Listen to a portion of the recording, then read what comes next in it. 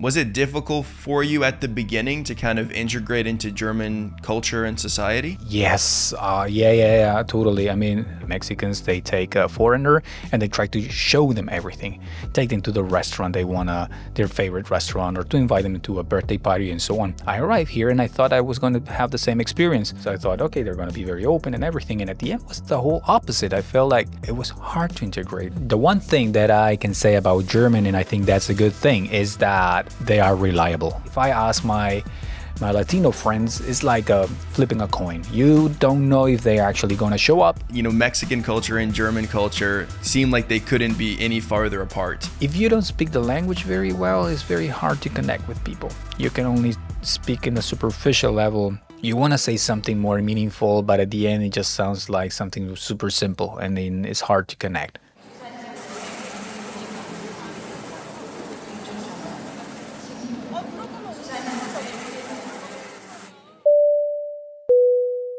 Out of all the places that I've been, Germany is like one of my favorite countries. I was looking through my Instagram this morning to see when I was in Germany because I did an exchange through my university. And it was back in 2018, which surprised me how long ago it was. It was like 7 years ago already. But I still remember my time there really fondly. I was just there for 4 or 5 weeks.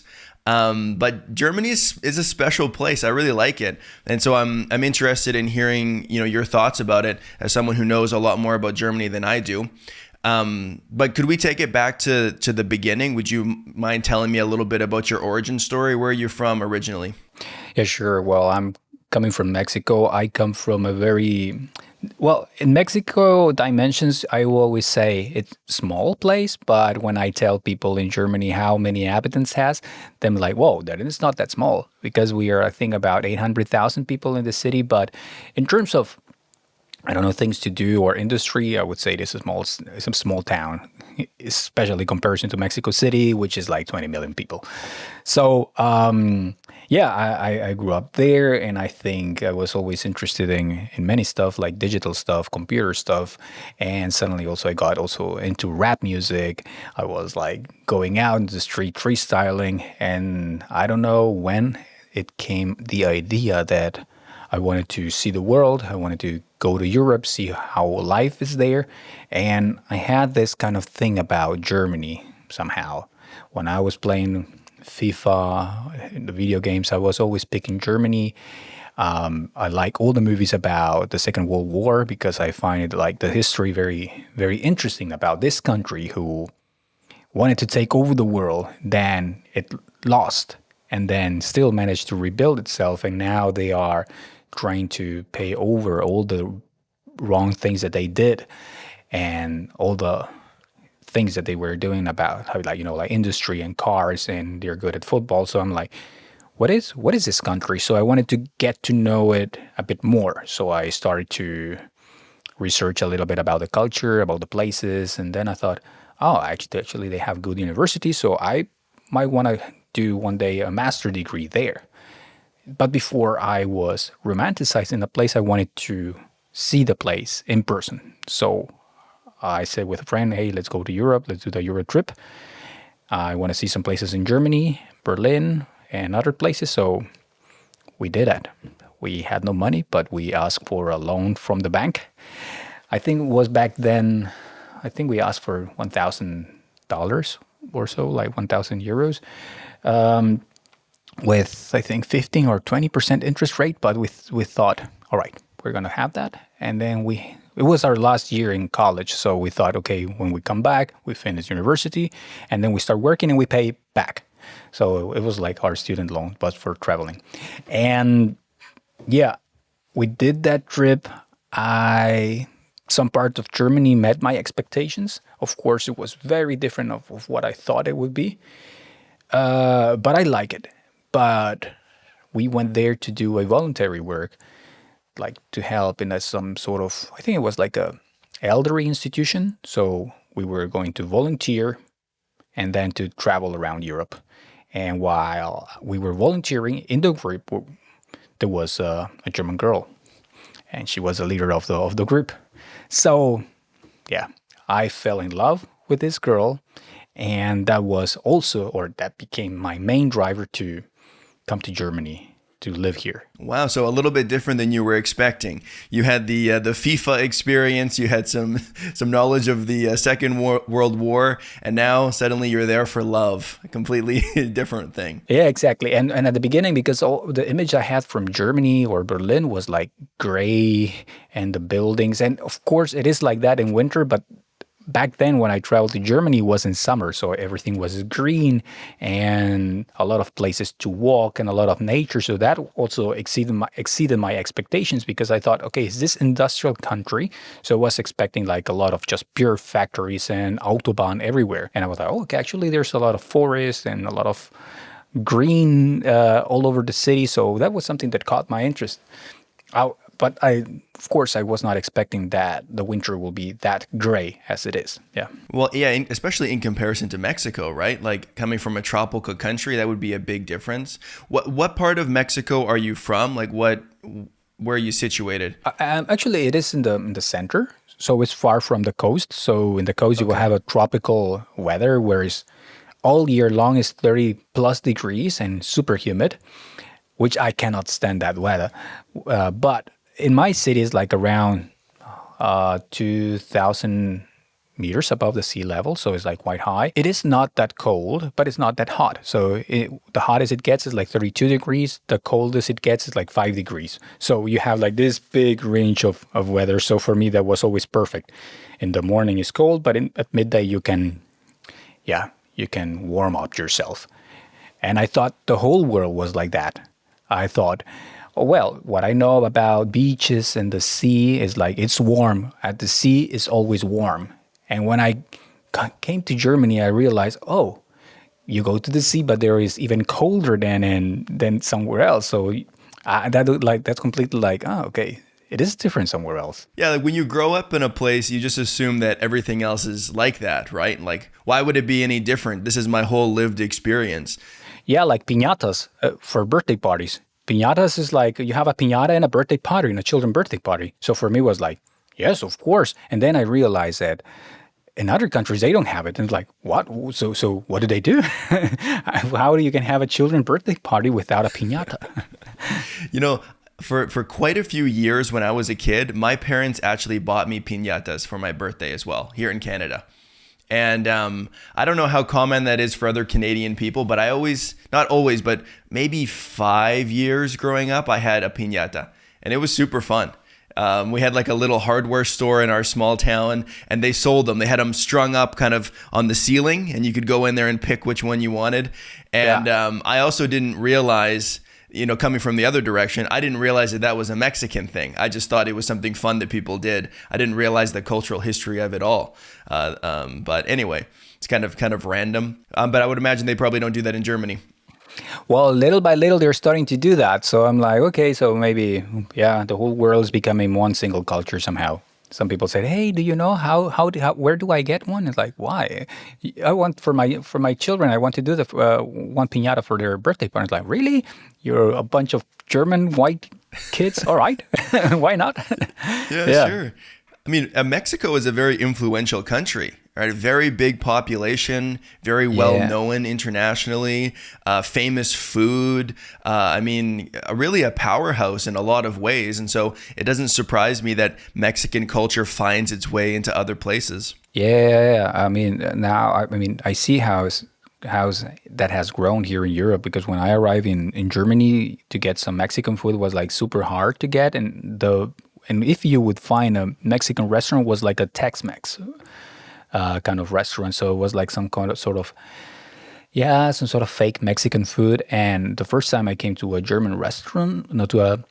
Mexican restaurant in Berlin, I was actually very happy. I saw it and I thought, okay, the restaurant is called Que Pasa. Okay, all right, that sounds Mexican. I will go there. I go there. Brown guy comes to me, and I immediately talk to him in Spanish. Hey, I want a table for two in Spanish. And then the guy just answered me, oh, I don't speak Spanish. And I was like, oh, he's from India. All right. Okay. So this is not like complete Mexican. Okay. But yeah, that was back then, like 13 years ago. Now there's like Mexican restaurants, and a lot of Mexicans living in Berlin, and they do pop-up taco events or really good taco restaurants. And I'm like, really, okay, now it's getting more, yeah, international, or at least in Europe. I think in the US, of course, some people have told me that in the US you get really good tacos. But in Europe, I think that was not the case. And now I think it's becoming a good place to get Mexican food. So like when you first went to Germany, like before that, had you been on other international trips, or was that the first one? That was the first one. Yeah. Yeah. Yeah. Okay, that was So your my first time out first, of Mexico. yeah. Yeah. Yeah. So you had Germany in mind, but were there other European countries that you wanted to visit as well on that trip? Oh, in the trip, yes. I mean, the typical thing that you want to see when you go out of, or at least when you want to visit Europe, you want to see Paris, you want to see the Eiffel Tower, you want to go to Rome, to Venice. So we did those places, and it was fun. The problem was that we had only 200 euros as a budget. So that was super challenging because, okay, we had the train ticket so you can travel everywhere, but we didn't have enough money. So when we arrived to Paris, it was super funny because, I mean, we thought we could just sleep in the station and that's it. And then we thought, okay, then we find a hostel. So we came to Paris station, Gare de l'Est, at 11 p.m. And I remember we had a friend in Paris. So we were going to write him once we arrived to Paris. And that was 2009. So I don't think there were smartphones back then, or if they were not common. So we didn't have one. So I remember just like arriving to Paris and like telling to my buddy, hey, I'm going to try to find a internet cafe so I can write to my friend and let's see if we can sleep over at his place or something. So I went there. I don't know how I managed to find an internet cafe. Just I think by instinct, I was trying to find to use my integrated GPS, and I found one. I wrote him. He told me, "Okay, I'm this place. Okay, so it's quite far. I don't know how to get there. All right, so we will just sleep in the station." I go back to the station, and my friend was at the bus stop with all our luggage, and I was like, "What are you doing here?" So they closed the station. He told me, and I was like, "What? Yeah, they closed it." I was like, "Fuck. So where do we sleep?" I don't know. We can take turns here at the bus station. I was like, oh no, no, no, no, no. I'm not doing that. And like, and the place in the night was getting creepier and creepier. You know, like in a city like Paris, you go 11 and midnight, and the longer the time passes, the more creepy the streets become. And I was like, no, I cannot do that, like taking shifts, like if we were at war or something. So I just desperately tried to walk all over the place to try to find a room in a hotel because I said, okay, I don't care how much it costs. Let's just find a place. And everything was fully booked. And then finally I saw a park and I saw that there were some tents and people camping there. So I thought, all right, so that's the place. We got to do that. But they closed the parks in Paris because they don't want maybe people to do that. So we said, okay, we need to get into this park. So we had to jump over the fence. We throw our luggage. We had the backpacks. We throw it, and then we try to find a place there in the park. We just pull out the sleeping bags and we just, yeah, sleep there. And I remember the next day just like waking up, opening my eyes and like, damn, we're in Paris. In a park. We slept in a park in Paris. And my The homeless sunglasses. experience. Yeah, exactly. And my sunglasses, oh shit, my sunglasses are not here anymore. Someone stole them. Yeah, someone stole them. I had it here hanging and someone went there and took them. And I didn't realize. So I was like, do I have everything else? Yes, I had everything else, but someone took my sunglasses. I mean, that's crazy that you have to like break into a park, a public park, as if it's a building or something, as if it's like sought after. Like, oh, once you get in there, it'll be amazing. It'll be really comfortable to spend the night there. I mean, it's a park at the end of the day. I mean, how do you feel in those moments? Like, I mean, that is a part of traveling. Things don't always go according to plan, and sometimes you have to be resourceful, like you guys were. But how do you feel in that moment? Like, was it fun? Was it an adventure, or was it like stressful? Was an adventure. I mean, it's something that I would not do anymore. I will Sure, not. yeah. I cannot imagine doing that. Actually, we went with my friends to London.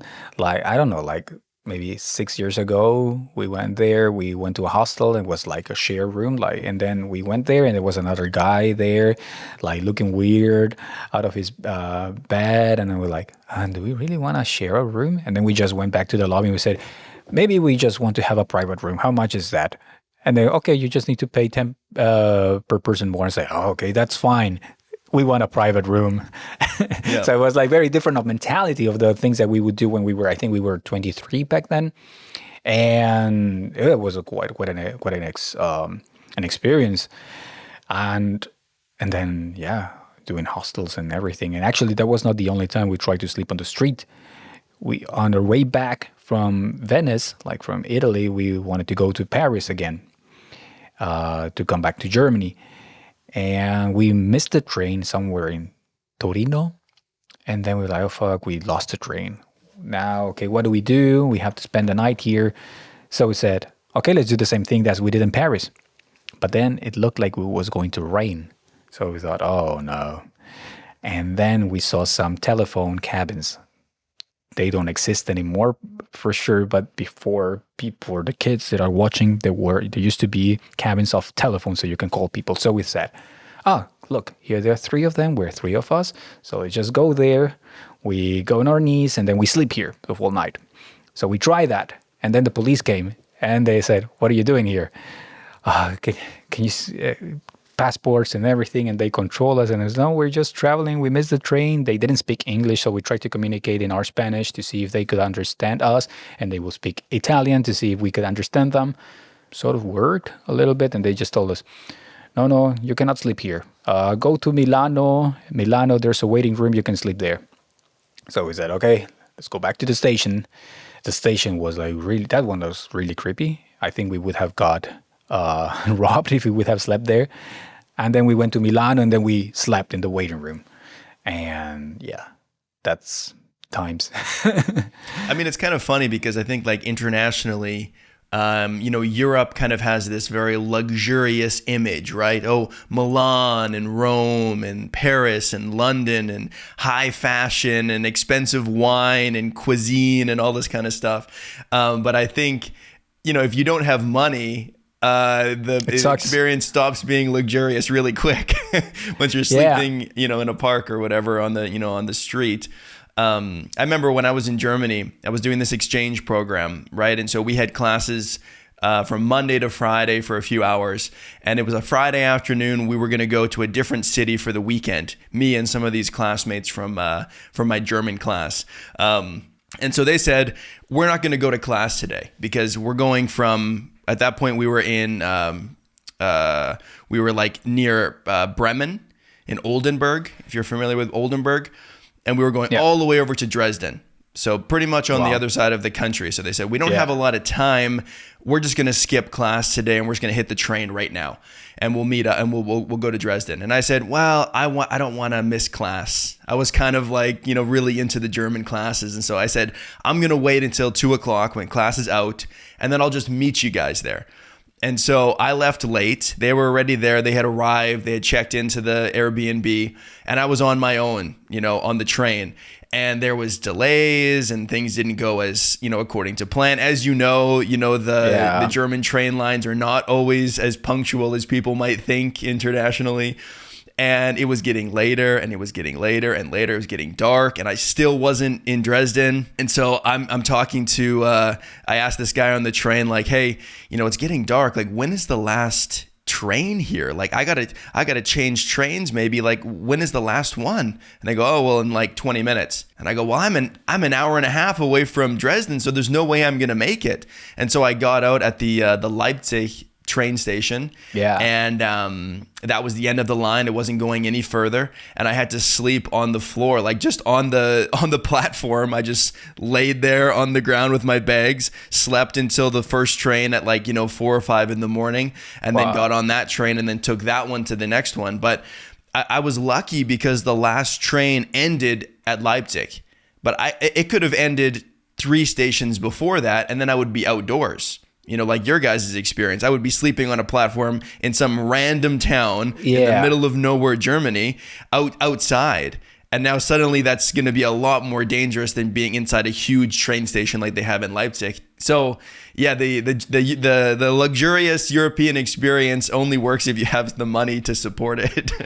Exactly. I mean, I remember being very resentful when I was, especially in Paris, when you see this Paris experience, like people in the terrace drinking their wine, eating some oysters, dressed very well and everything, enjoying life. And I was just like, oh shit, I cannot even afford McDonald's. Yeah, So I was like right. feeling like very frustrating. Yeah. So what year did you say that was that you went to Germany the first time? 2009. 2009. Okay. And so you ended up meeting this German girl there. Yeah. And did you just stay at that point, or did you have some back and forth between Germany and Mexico? It was a back and forth. We stay in touch at the beginning. I told her, well, the thing was, okay, we finished the was it was a work camp, the voluntary work. It ended. We exchanged emails and phone numbers. So I said, okay, well, maybe I see you one day in life or whatever. I thought, oh, okay, too sad. And this trip, when we stay in Milano overnight, so we wanted to go to Paris to go back to Germany. My luggage gets stolen on the way from Milan to Paris. I think somewhere between Lyon and Paris, my backpack got stolen. Oh my I gosh. I know how it happened. I had some snacks on my backpack, so I left my seat. I took the snacks from my backpack and I went back to my seat. I think someone saw, okay, this guy is seated very far from his luggage, so in the next station I would just steal it. I went again to my bag to my backpack. I wanted to leave again the rest of the snacks, and then oh no, my luggage is not there anymore. Fuck. So it was like I was like super desperate. We arrived to Paris. We went to the police. Of course, they cannot do anything. And in all that drama, we missed some trains. I thought, okay, let's take anything that take us to Germany because also all the prices in Paris were killing us because everything was too expensive. Kebab back then was €7 when I knew that in Germany you can get it for €2. So we're like, we need to get back to Germany and I want to eat a kebab. Please, let's go. So we arrived to the first German town in the border and we had a kebab. And then I said, okay, I kind of need a break. I have a phone number. I'm gonna give a call, get a call with this girl I just met this 2 past weeks. So I called her. I said, hey, we need a place to sleep because my luggage got stolen. So she received us, and and we arrived, and there was a table full of snacks and bread and dinner. We were like, wow, so amazing. We so she was very welcoming, and then we could reconnect again. And then I told her, you have to come to Mexico, and I will show you everything, like as a thank you for all what she did. I felt like I was rescued. So 6 months later, she said, "Yeah, by the way, I just bought a ticket to Mexico, so I want to meet some places." So, and I said, "Oh yeah, sure, I will come with you, and I will show you everything in Mexico." So she came to Mexico, and then the spark was there again, and the rest is history. So we stayed 2 years, like forth and back, long distance, and eventually, I mean, we as Mexicans, we have 3 months visa. We come with the Schengen visa. So I was trying to get an internship or a job. It was not working. So eventually I said, okay, I will just stay with the 3 months with the tourist visa and I will find a job. I was thinking that maybe Germany works like it's in the US. Hey, can I work here? I have no papers, just pay me in cash. I thought that would work. Of course it didn't because this is Germany. And things got really complicated because then I had no job, not enough money. And that was a real challenge to prove if the relationship had future or not because I was in a bad situation. She was also still a student. So, but it was like, it was a test also. I tell everyone who's in a long distance relationship, test it first before you get married. Sometimes what happens with multicultural couples, especially if they are in long distance, is that they get married so they can live together because there's this visa problem. For example, if someone from Asia with a European or from Latin America with a European, it's always this issue. So they get married sometimes too soon. They get married, they live together, and they realize, oh, yeah, the honeymoon phase is gone and we don't fit together. So it worked for us that time to be those 3 months together to realize if we can actually make it work. Because sometimes a relationship can work when you are like just talking over the phone or just texting or just having Zoom calls. Of course, it can work because then you continue your life as you want. But to live with a person is completely different. So I always encourage people to do that. Like you have to have your test like 3 months with that. And it worked. It, Everything. I mean, even 3 months isn't that long, really. Like if you're talking about a relationship, I would say that 3 months is maybe still even in the honeymoon phase, right? I almost feel like you need more than that. Yeah, if you're living together, I think it counts for more time because you're spending more time together every single day, and you'll kind of notice the quirks of your partner, I think. But yeah, it's tricky because like, of course you need to spend time with someone to really get to know them. But if you have an international relationship, sometimes, you know, you don't have a country where you can spend time in. And so then people get, you know, they get married or whatever so they can do that so that they can test the relationship. But by the time they get there, they're already married. And so, Yeah, exactly. yeah, you have to have different conversations, I think, in international relationships. And, you know, cultures aside, there's like some logistical issues of, you know, visas and how long can you be in the country and blah, blah, blah. And so, and I went through that stuff as well with my wife, you know, like she's from Colombia. And so not super easy for her to come here to Canada. And so, yeah, we had to work through that as well. And we went from a long distance relationship with me being here in Canada and her being in Colombia to me moving to Colombia and us living together within like 5 months, you know? And so in comparison to someone, let's say in Canada or like even in Colombia, either one, if you're dating someone from your home country, that would be very fast, right? To move into someone's house after 5 months. But we kind of had to do that because of our situation. So it definitely makes things more complicated.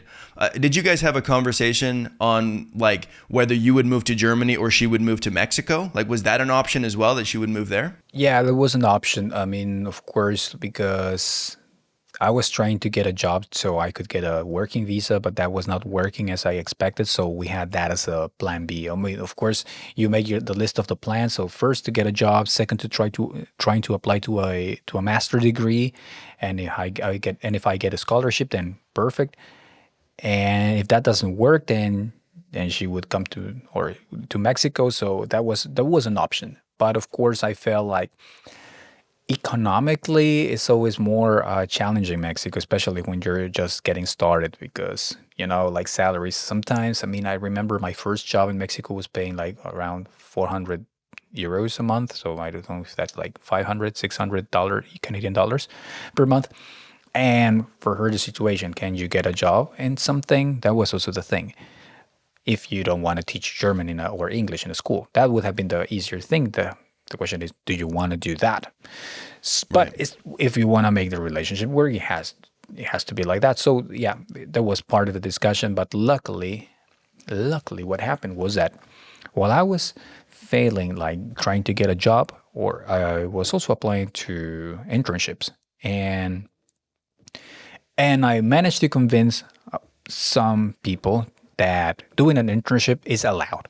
I think it's not, but I managed to convince them that the law doesn't say anything about needing a visa if you do a 3-month internship. In the law, it only says if you have an internship that is above 6 months. Nothing about a 3 months internship. So I was like, And you just made yeah. that up? It isn't the law. So I don't know if it's a case like if it's not written, then it's not prohibited. I don't know. But it's true that it's not written. That part is true. Yeah, it's true. It's not written because I Google it, I copy paste the paragraph, and I explain. So means that I'm allowed, right? But we cannot pay you if you don't have a German account. Doesn't matter. You can pay me later, but I just need the experience because I need to get my career started, because I also just finished my my university. So I just needed an internship, something that even if I go back to Mexico, I can prove and say, hey, I work in Germany. Maybe this helps, right? Which it did at the end. Actually, it did. I got my first job because of that internship. But that was not everything I got from the internship. The world that back then, 2009, no, that was 2010, was like this kind of boom of the startups. There were like a lot of real startups coming everywhere. In the US, of course, but also in Germany. So one of these guys who I convinced was a very small startup. They were in a co-working space. So they have two desks and my desk. And next to me was another guy who had a small agency, marketing agency. I get to know the guy. We get along very well. And he said, okay, I have some work that I can send you over to Mexico because I have a lot of works and I don't know, I cannot do everything myself. So I went back to Mexico and he started to send me some work. I'm a software developer. Back then I was doing web design, so he sent me some stuff that he needed to do in some websites. Then he tells me my agency is growing. Now I hire my first two employees. If my agency grows, I will bring you over. So a year later, I was visiting my girlfriend because we were still like long distance. I was visiting her, and then I wrote this guy, hey, I'm in Berlin, so maybe you want to meet or some drinks. And he said, yes, I want to meet you, and I have an offer that might be interesting for you. So yeah, I met him, we had some drinks, and then he told me, yeah, I just signed up with a big client and I would like to offer you a contract so you can come to Germany. And then it's like, all right, let's do it. And that was the thing that made everything happen. Mm-hmm. Yeah. Then it kind of snowballed after that in terms of you were in Germany, you had like a working visa or something like that? Or exactly, sponsorship, was it? Yeah. And it was a working visa, yeah. And then you were able to get other jobs through that. I mean, that's crazy. You never know who you're sitting beside, you know who's in the cubicle next door and the opportunities that they might bring. What was all of this in Berlin? Yes, in Berlin. Yeah. Right from the beginning? Yeah, right from the beginning. Yeah. I mean, it was a place where my girlfriend was not here. She was like near Hanover. So, but Berlin was the only place. The thing is that, sometimes that's what I like when you're young and you're a bit stupid, I would say, because you see life very different. I was trying to apply for the internship from Mexico, and I just got rejections and rejections and rejections. So I was like, shit. And then one company told me, hey, your profile looks very interesting, but do you live in Germany? And I said, no, but I'm going there in August. Oh, okay. So when you come to Germany, we can have an interview. And I was so convinced that I would get that job that I thought, okay, this is the signal. This is it. I bought the flight ticket and I arrived in August 2010 for the interview. But I was pretty sure that I was going to get the job. That's how confident my mom raised me. And then I arrived and they tell me this thing. Hey, we like your profile. The interview went very well. So do you have a working visa? And I said, no, I don't have. But then we cannot hire you. And I said, really? Cannot we do something? And he said, no, we cannot. It's against the law. And I was like, shit. And yeah, and I was thinking, oh, damn. So sometimes it's very, very strange. Sometimes you just need to do something that seems stupid. But at the end, it works out because I came here, I faced that problem. It didn't work out. I thought I took a bad choice, but at the end I ended up working in this other place where it was this guy who actually had an agency that had eventually scaled, and he hired me. So having not done something stupid, I wouldn't be here. Yeah, like I think people sometimes assume that you just need to do everything perfectly. You need to line it all up and have the right opportunity, have everything prepared, and then it'll just work out perfectly.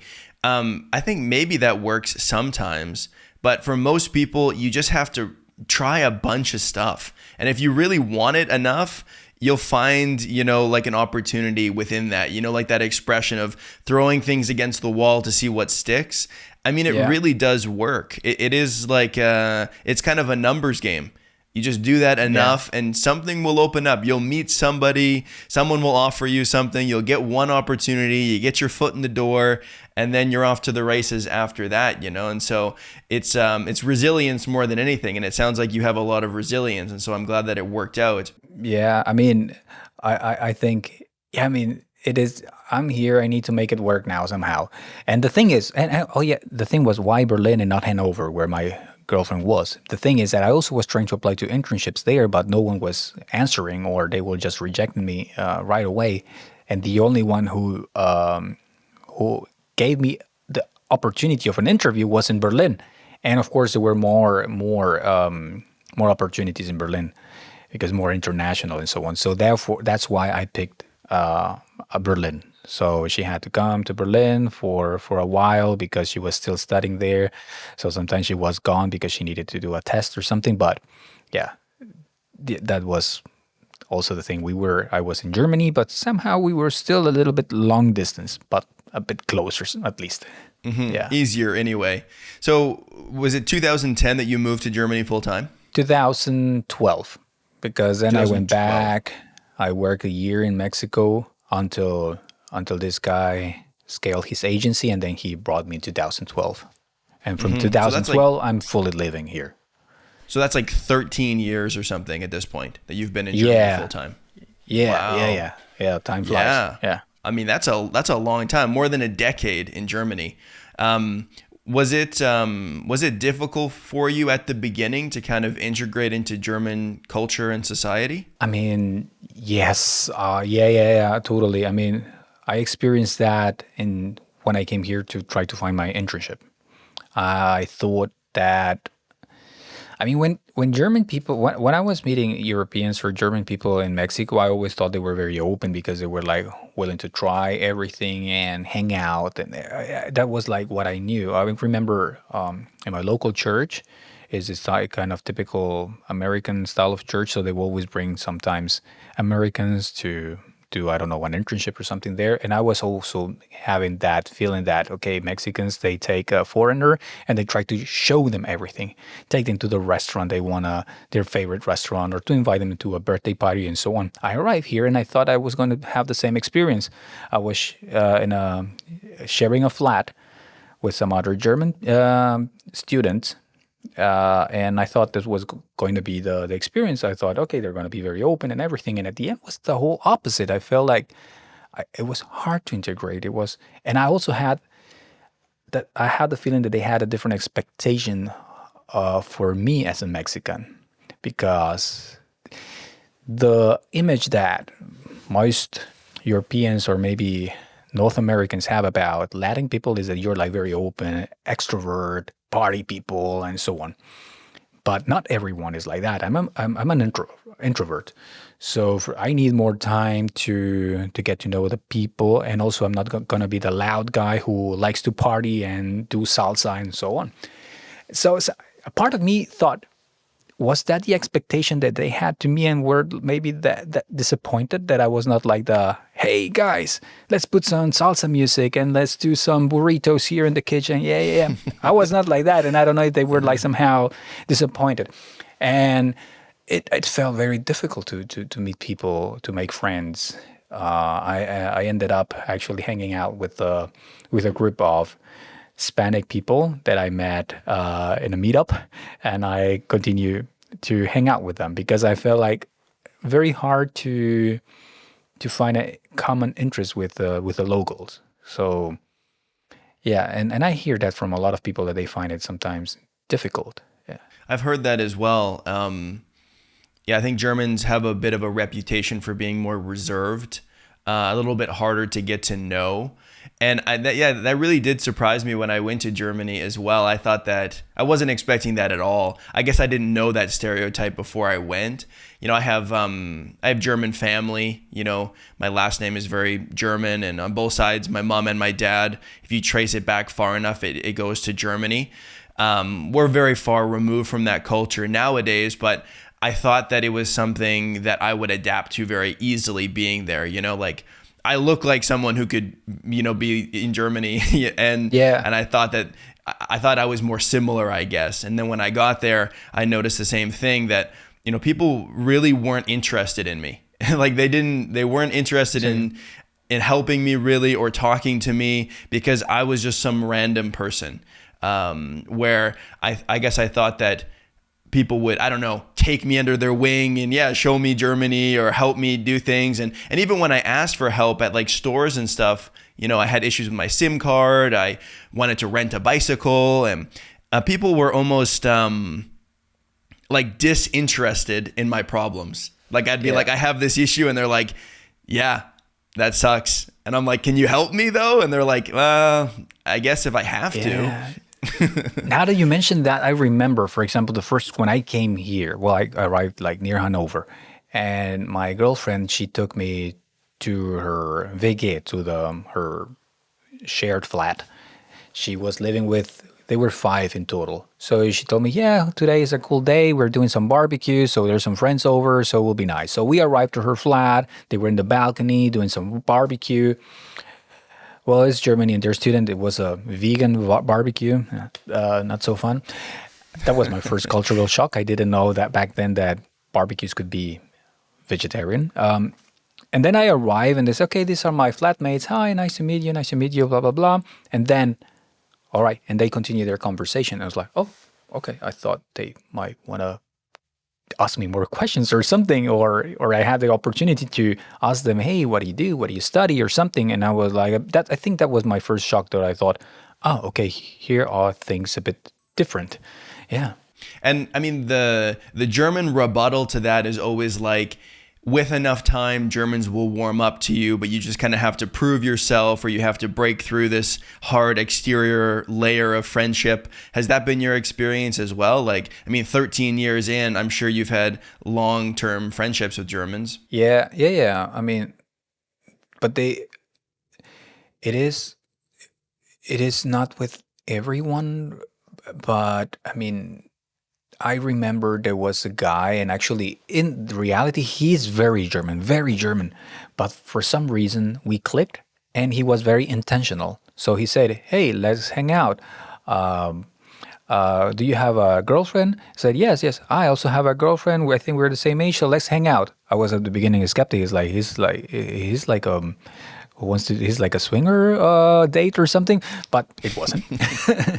And then we went out, had some ice cream, and then we kind of fit together. But it was like, I was not expecting that was going to be like such an intentional move from a German person. The thing here, it was that he was also new in the city, so he wanted to meet new people. I think that was the thing. So he was German, but also wanting to know more people in the city. And then we are friends also, like, since, I don't know, more than 10 years. Yeah. And is the most German person I know, because it's like all the stereotypes of a German. He is that, with the exception that they were spontaneous. He will write, hey, you doing something today? Want to go for a walk in a coffee? And I was like, oh, that's very anti the pattern. Yes, sure, let's do it, because I'm like that. That's my culture. That's how we are. We like to plan things for the day, not for in 2 weeks. That was the thing also that shocked me, that if I wanted to do something with someone, they will be booked like weeks. And that was like a bit, maybe in 2 weeks, I don't feel like doing that. Right. Yeah. I want to do it today, not in 2 weeks. Yeah, exactly. I mean, from the outside, Mexican culture and German culture seem like they couldn't be any farther apart. Like I mean, I don't know a lot about Mexican culture specifically, but there are some cultural traits that I think Latin countries share, right? And I lived in Colombia for a while, and the way that people are being, they're very open, they're very inviting, they're very I don't know. They're just generally looking for a good time and very friendly with people. And Germans, as we were talking about, aren't really so much like that. I found Colombians to be very expressive people as well. Not shy to share their emotions. And I don't see that with Germans, at all. And so there's lots of things that seem like they'd be really different. Like, For a Mexican person going to Germany for the first time, what are some of the the biggest differences you think would stand out to them? I mean, from them, they think of us like unreliable because yes, we come late. Yeah, that's something that it is true. It's a stereotype, and it's true. It's true. We come Latino late, time. Latino time, Yeah, and it takes a while until you understand that if you say at four, it's at four. So, but eventually you get used to that. You adapt yourself, and then you go back to your hometown, and then you are the weird guy because you're always punctual. But that's, for example, one thing that shocks them. The other one is like that you don't say things so direct, and Germans are very direct. If they don't like something, they say it directly. We, I think that is for all Latin people. I would assume that you try to not to be so harsh. So if you don't like something about someone, you will try to find a way to say it indirectly. Or if you invite someone over, if you tell them, "Hey, we're going out tomorrow to play, I don't know, soccer. Would you like to come?" And you, as a Latin person, will say, I'm not sure. Maybe. I'll give you a call if I come." That's a nice way of saying no. And right. a German person will tell you, "Oh, no, thank you. I don't like soccer, whatever." And they will feel like, "That's so rude. Well, you just said no." And in Mexican or in Latin, you will say, somehow yes, but there are words that you know that is a no. You meet someone in the Sure. street that you know, "Hey, how's it going?" "Yeah, very good." "Hey, let's do something one day." "Yeah, sure, let's do something." You leave, and you will never meet that person again in your life. But that's how you say, "I appreciate that I have seen you, and I would like to see you, but I won't." And that's it. And those things would freak out a German, or I think any white country, maybe. I cannot generalize, but I would say many Europeans or maybe Americans or Canadians, maybe they will be a bit irritated that they say we should do something, but they never call me. So what is that? Yeah. I mean, I think Canadians are kind of in between those two. Like, we're not as reserved as Germans. You know, like it really stood out to me how direct Germans were when I was there. Canadians are, we are more, a little bit more, I don't know what the word is, like a little bit more diplomatic, a little bit more, yeah, we have to explain things in a nice way, but not to the degree I think that Latinos are.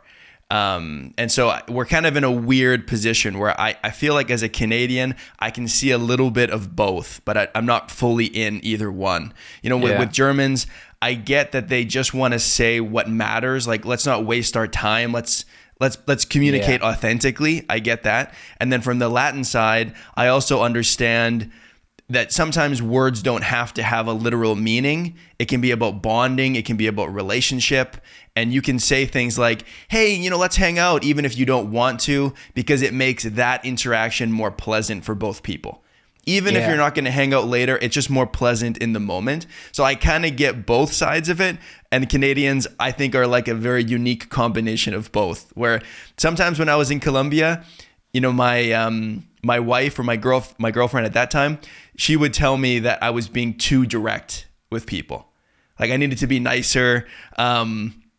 Like I would send a text to our landlord or something and I'd say, "Hey, I just want to know about this." And then I'd give the phone to my girlfriend, and she would add a paragraph before that of saying, "Hey, how are you? How are things going?" And then she would ask the question. You know, so she would make it sound nicer than I would have said it. And so I've seen that. Also, what you were saying about when you make plans with somebody and then you have to cancel, or if someone invites you to something and you want to say no, a lot of times my wife will be like, "Oh, we're invited to this thing. Oh, tell them that I'm not feeling well." And I go, "Why?" "Just tell them that we can't make it." No. Tell them that we're busy that day. Tell them that this, and I like that there has to be a reason that you can't come to something. Where I kind of just think, well, just say that it won't work out. You don't have to go into details. Just say, "Sorry, I can't make it." But for her, that's not offering enough information. It's not quite nice enough, you know? And so, and that's another example where I'm maybe a little bit more direct. So I kind of see it both ways. Yeah. But the one thing that I can say about German, and I think that's a good thing, is that they are reliable. If a German says he will do something, he will be there. So he says, "Okay, I am I'm RSVPing your birthday party, they will be there. If they say they will come to your wedding, they will be there. In Mexico, happens that you invite people to the wedding, they say they will come to the wedding, and then they don't show up to a wedding, and it's like, who says yes, I will come, and then at the end they don't come. People already pay your plate. Right. Things like if you ask a German to move out, you're moving out and you need some extra help, and if they say yes, they will help. So that's a very positive thing. Things that if I ask my Latino friends, it's like flipping a coin. You don't know if they're actually going to show up or maybe they will come late. But if a German Sure. person says they will come, they will be there. In our wedding, my girlfriend, now my wife, she asked to a lot of people to help us with the decoration for the garden for the wedding. And I remember my mom and my sister, they were very surprised that people actually showed up to help.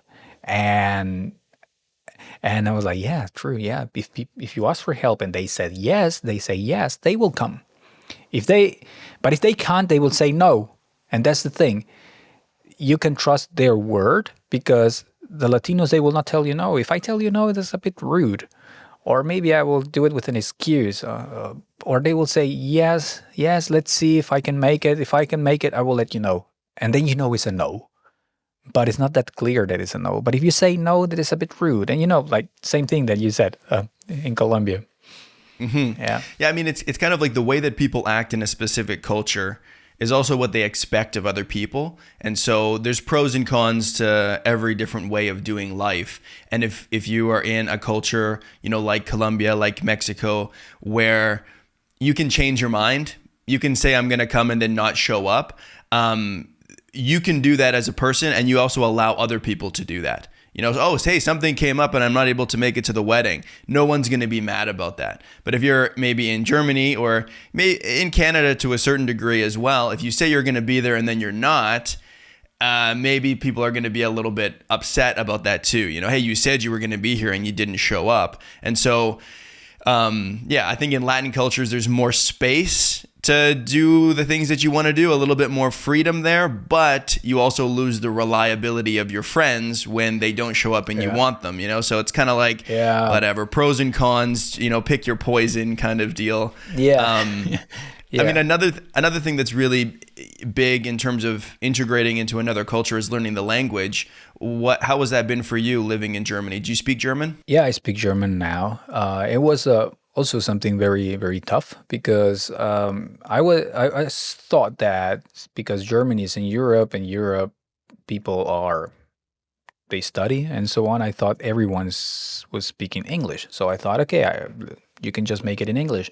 But I realized that not everyone speak English, or they speak but they don't feel confident enough, so they rather speak German. So I had the situation that I had to. Well, this guy that hired me back then, he was not very good, or I feel like he was not very good in English. He preferred always to speak German. And in the company, there were just another two persons who were not Germans. So I was speaking English with them, but with the others, it was expected I will speak in German with them. So I knew some words and some phrases, and that's it.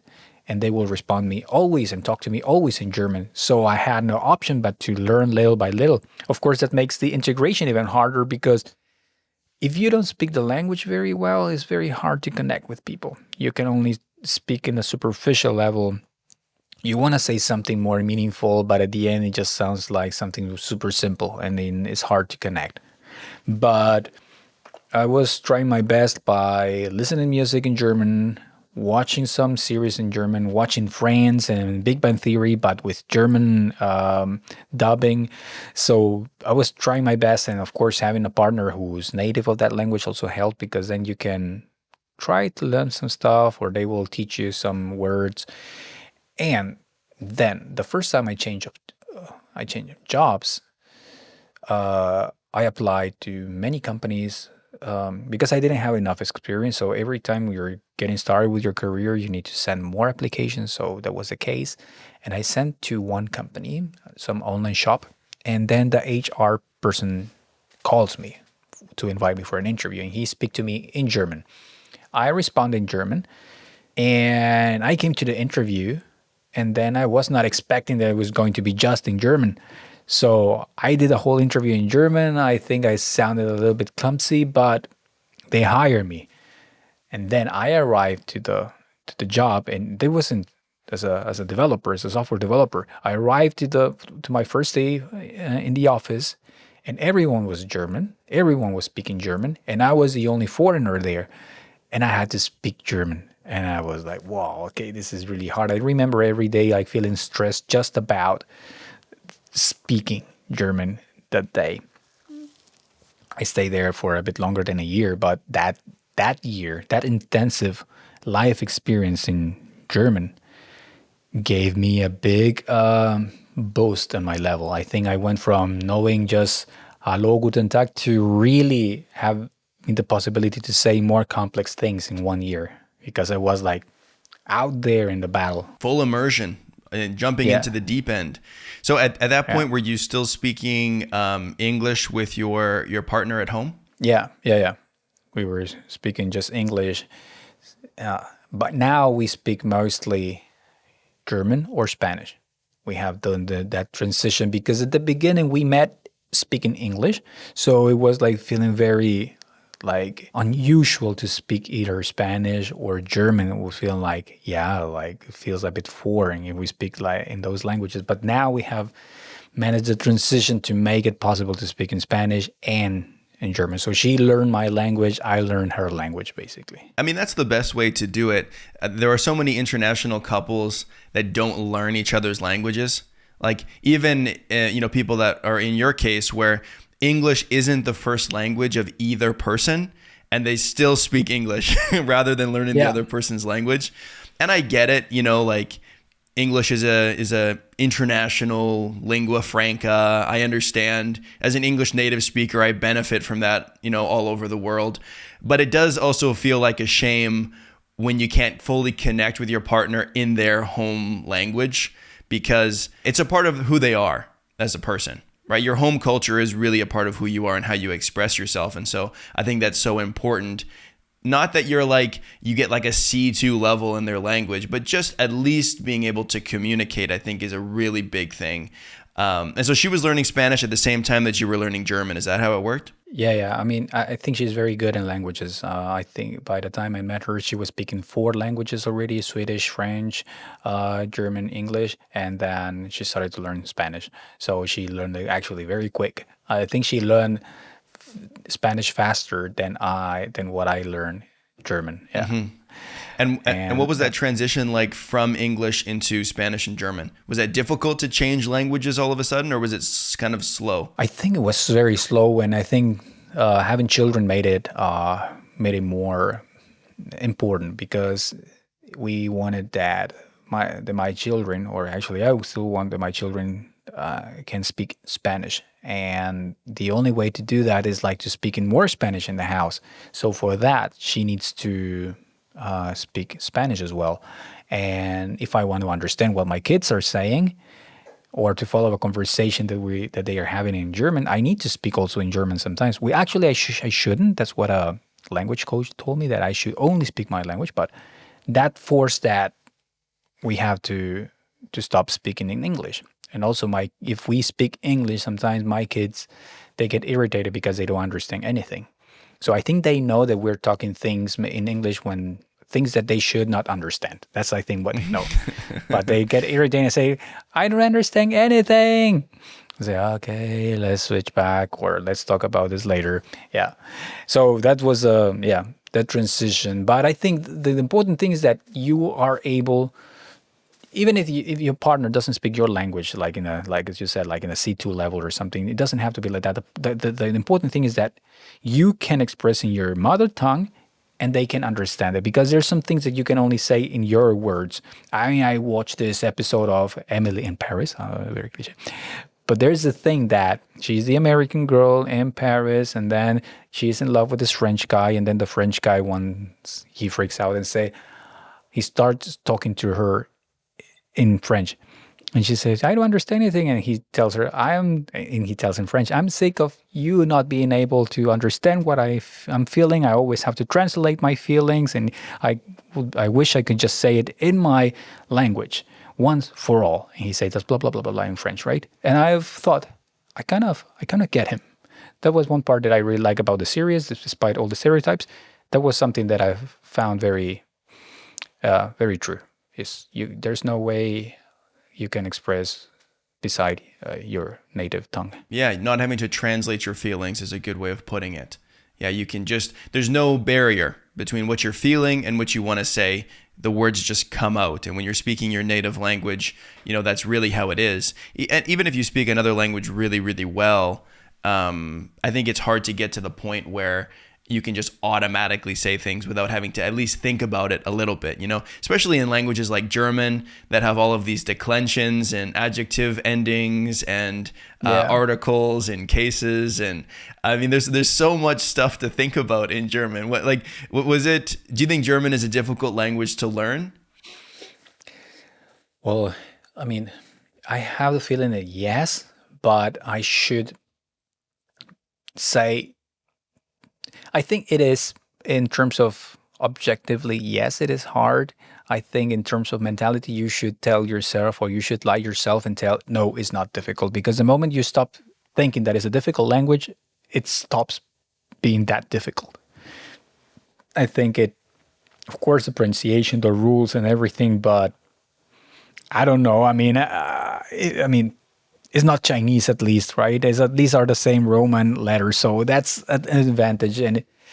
And yes, I mean, when I see how a real letter is written, yeah, I realize that how much I need to learn. Or when I tell ChatGPT, hey, can you fix this text? And when I see the result, I'm like, okay, there were a lot of mistakes on, or there are better ways to say it. I don't know when I'm going to be in that level, but it's something that I have come to peace with it. And I feel like, I mean, after 13 years, I think I had made my way to be able to communicate. There's some people where I start speaking with them in German and they will not switch to English. So I think that's already a good proof that it's like, okay, you speak good enough that I don't feel uncomfortable and I have the feeling that I need to switch to English. So that's already something. Yeah, that's a huge accomplishment in Germany. Like when I was there, I would try to speak German with people and sometimes they would just respond in English. And it's like the worst feeling ever, I think, when you're like, I'm just trying to practice, let me practice. My German is not great. It was much better 7 years ago when I was doing that exchange program. I don't really speak it at all anymore, and so my German has gone down significantly. But the highlight for me in Germany, linguistically, is I was on a train one time, traveling I don't know where, and there was a lady sitting across from me, and we struck up a conversation, and I was talking to her, and we talked for maybe like 2 or 3 minutes, like a very short introduction, and then she said, where are you from? And I said, oh, I'm from Canada. And she said, what? Oh, I thought you were German. And that was the biggest compliment I ever got. And I swear if we had talked for 30 seconds more, she would have heard, something weird with my German and she would have known. But for those 2 minutes, I had her convinced that I was a German and that was enough for me. I was like, yes, I did it, And so that feels really good because Germans are honest. Like they'll tell you how they really think about your German. They're not going to say you speak well if you don't actually speak well. There's that aspect of the culture as well. Yes, like when you go to China and you say 2 words like hi, good morning, and you say it in Chinese and they get happy, say, oh, you speak good Chinese. You're like, I just know 2 words. If I speak Tagalog with Filipinos, 10 out of 10 times they'll say I speak well, even if I've said one thing, right? Yeah, it's not always indicative of how well you actually speak the language. They're just shocked that you can say anything. But Germans are not the kind of people that will sugarcoat it. They'll be like, yeah, it's okay, your German's fine. But yeah. Hey, thank you for this conversation. This has been really fun for me. I appreciate you doing this. Yeah, appreciate for the invitation, and I really love your project. I think this is really really helpful for a lot of people to understand different cultures, especially in times like that when it feels like polarizing one culture or saying this culture is better than others. It's just sometimes cultures are different, and the problem is that we tend to think that one culture is better than other. Like, what's better, like Latino culture, German culture? No, they're just different. And also, we tend to think, okay, our culture is better than theirs because we are more family oriented. And it's like it's just different. It's just different cultures. It's like no better or or or worse. I mean, it's just like the way you perceive things is the thing. Yeah, thank you. I appreciate you saying that. That is the goal of this podcast, is just to talk about other cultures and how people overcome culture shock, and it's hard. Moving to another country is really difficult. But like you said, it doesn't mean, if it's hard to integrate into a culture, it doesn't mean that it's worse. It just means that it's different. And we all have this bias towards our own culture, but it's amazing when we can open our eyes and see how other people do things, right? And become a part of, a different country, speak a different language. And I mean, you do that work as well on your two podcasts. Before we wrap up, tell people how they can find you online and check out your content. Yeah, if you're an English speaking person, you can find Berlin and Elsewhere podcast, where I have conversation with interesting people in Berlin, like from artists to comedians to people like activists and also people who are helping the community, the international community. And if you're a Spanish speaking, I have the podcast called Guten Tag, which is a podcast about people in Germany and actually basically Latinos living in Europe. So a lot of things about identity and experts in many topics to help with migration, with finances, things that you need to learn when you live in Germany, and also good stories about people who are doing amazing stuff in this country. Perfect. Yeah. And I'll put links in the description so people can check it out that way. Okay. Thanks again, man. I appreciate it. I'll talk to you later. Yeah. Thanks a lot, Jared. Have a nice day.